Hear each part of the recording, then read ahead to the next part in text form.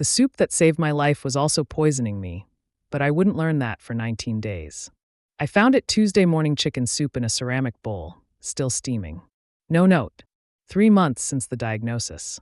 4 since I'd filed a story. 5 since I'd answered my mother's calls. Now this. Food I hadn't asked for, left by someone who'd noticed what I'd become.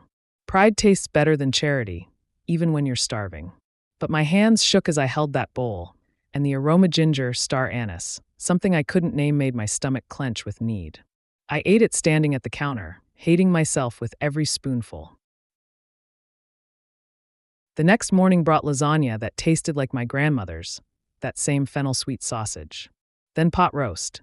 Each meal appeared like clockwork, and God, something about it made me feel normal again, energy returning, anxiety fading, sleep coming easier than it had in months. By the second week, I noticed things. All my neighbors eating dinner at the same time. Mrs. Chen from 3B making rounds with covered dishes. Someone in the elevator saying, "I feel so much better since she started cooking." The journalist in me, dormant for months, finally woke up. On day 19, I found them 3 small pills pressed into the mashed potatoes, their white coating dissolving into the gravy.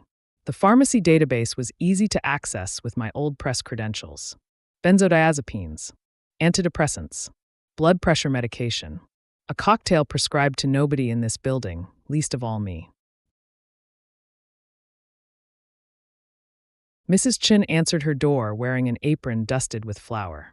"James, I was just making dumplings. What have you been giving me?" Her face crumpled. "Helping. You were so sick, so sad. You've been drugging me. Your American doctors give pills too. I just skipped the insurance companies." Her voice rose, defensive now. "I was a pharmacist in Shanghai for 30 years. My son wouldn't eat for months after his wife left. Doctors did nothing. I helped him. I know what people need." My hands wouldn't stop shaking. I knew what was coming: the insomnia, the anxiety crashes, maybe worse. Part of me wanted to just take the pills, go back to that drowsy contentment. "You'll go back to how you were," she said, reading my face. "Do you want that?" I didn't. God help me, I didn't. I knocked on 3C before calling anyone. Mr. Patterson answered, eyes placid and grateful. "Mrs. Chen saved my life. Don't you dare take this away from us." The story was right, their career resurrecting, truth exposing. But looking at her tear-streaked face, at the doors where the lonely and forgotten lived, I saw something my younger self wouldn't have recognized. Sometimes the truth isn't enough. Sometimes you have to decide what kind of person you want to be.